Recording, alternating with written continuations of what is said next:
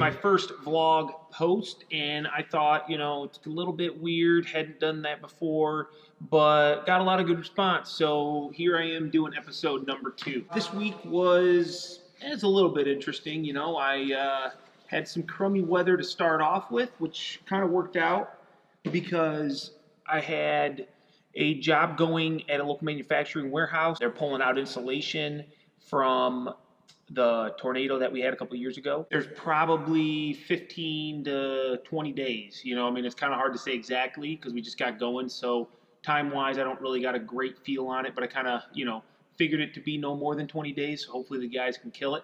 I'm sure they will. Last year, I had built a post frame for a guy that sells services, rents, leases, whatever, golf carts. He hooked me up with a electric golf cart for this job, and it's nice because the guys, I mean, it's a huge warehouse. We're talking, I don't know, I think it's a couple 100,000 square foot. It's like 225 foot wide by 1,000+ foot long. I mean, the area we're in is roughly 350 foot long and 225 foot wide. So pretty big space, and they're just using the golf cart to move material to the dumpster, to, you know, just get back and forth between where they're working, supplies, whatever. It's just helped them out. And the guy I built for, MSK Enterprises down in Amboy, Illinois, he helped us out with the golf cart. And I don't know, you know, maybe I'll buy the thing. I don't know, it's pretty cool. I thought, what the heck?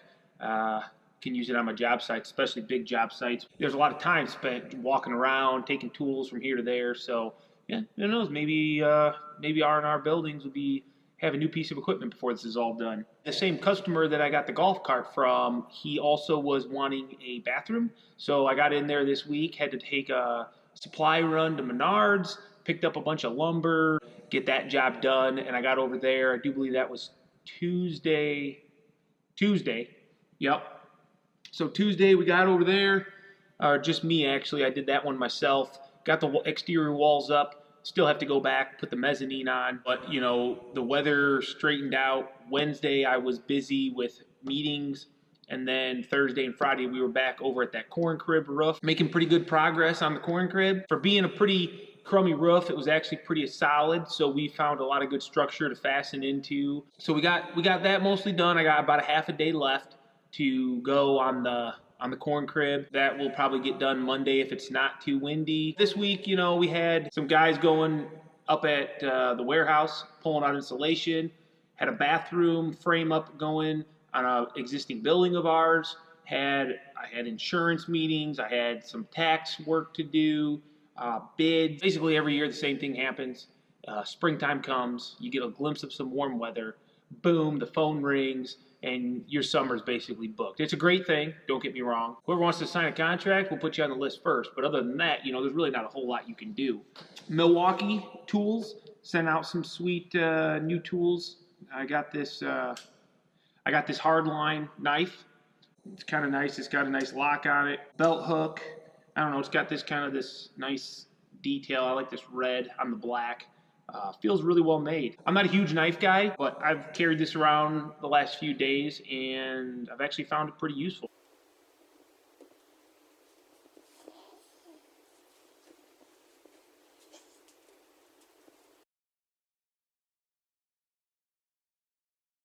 Milwaukee sent me over this new Red Lithium 3.0 M12, 2 times more life, 20% more power, and 3 times more runtime. Well, wouldn't that have been nice if I would have had this winter when I was trying to heat my 3-in-1 heated jacket from Milwaukee? That could have kept me warmer just a little bit longer. So thank you, Milwaukee, for sending those out. Southwire Tools, they sent out kind of a miscellaneous pack of pliers, wire cutters, strippers, needle nose. Didn't really know what I was going to do with those, but it came to me. I've been wanting to do this. My kids, those of you that have kids out there, I'm sure you can relate.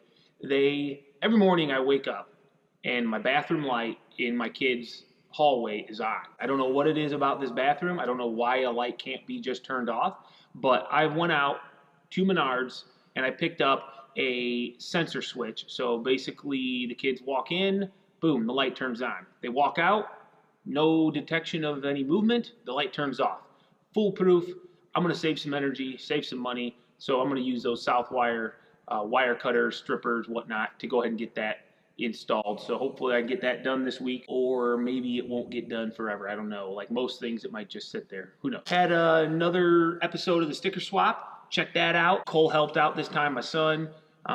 He really enjoyed it, and I enjoyed it as well. You know, I like to do the sticker swap just to, you know, kind of connect with some contractors across the interwebs and kind of give them a little shout out, and also send them over my sticker. So, you know, we can just kind of connect. Contracting in general is kind of a lonely job. As a boss, you don't really connect with other contractors in the area, kind of your competitors. Nobody wants to share secrets or talk about how they're bidding or how much work they have. You know, I'm not one of those guys. I don't really care. I mean, there's enough work to go around, okay? So if you're good at what you do, or you care, you have some passion, you're going to find plenty of work. It doesn't matter if you want to tell people, you know, how you do things, or, you know, little tips or tricks. I mean, you know, it's just going to help everybody in the end. The customer is going to get a better job. And guess what? You're still going to have plenty of work, because if you're doing a good job, you're going to get good work. So I don't really worry about that stuff too much, but that's where I found, especially on this Instagram community, that, you know, I've connected with so many guys across the country, out of the country, that, you know, they just want to talk about the trade. They want to talk about what's going on, the daily struggles, the things that you're doing, the you know, conversations you have with customers. You know, it's just a good community.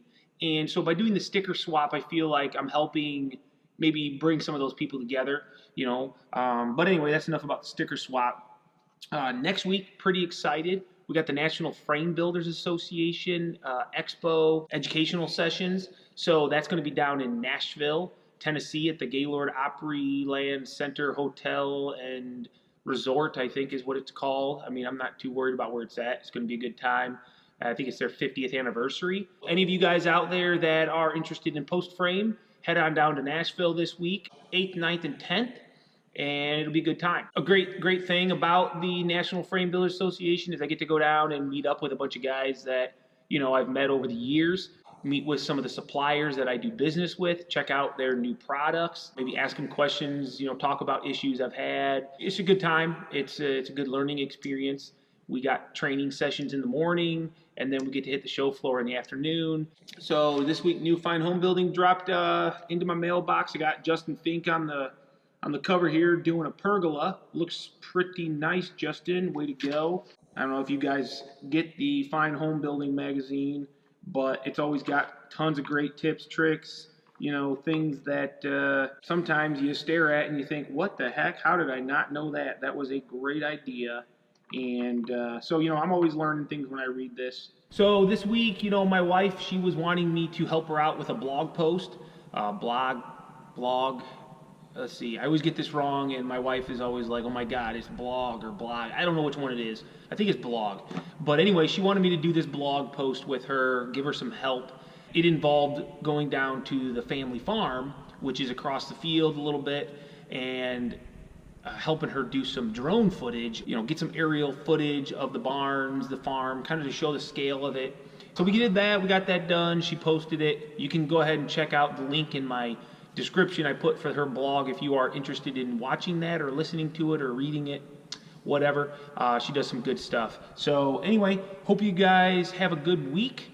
I will try to get some good footage from the Post Frame Expo and hopefully be wrapping up some videos. When I get back from the National Frame Builders Association, I should have another project that should be cool, and I got some ideas on how I want to do some videos on it, so look for that. It's going to be a cute little garden shed, you know, small. And then, man, once the roads are posted, the floodgates are going to open, and we've got a whole summer of buildings built up, so I'm pretty excited, can't wait for that. So stay tuned, definitely hit the subscribe button down low if you want to stick around and, you know, see what we got coming in the future. I appreciate it. Otherwise, we'll see you next week.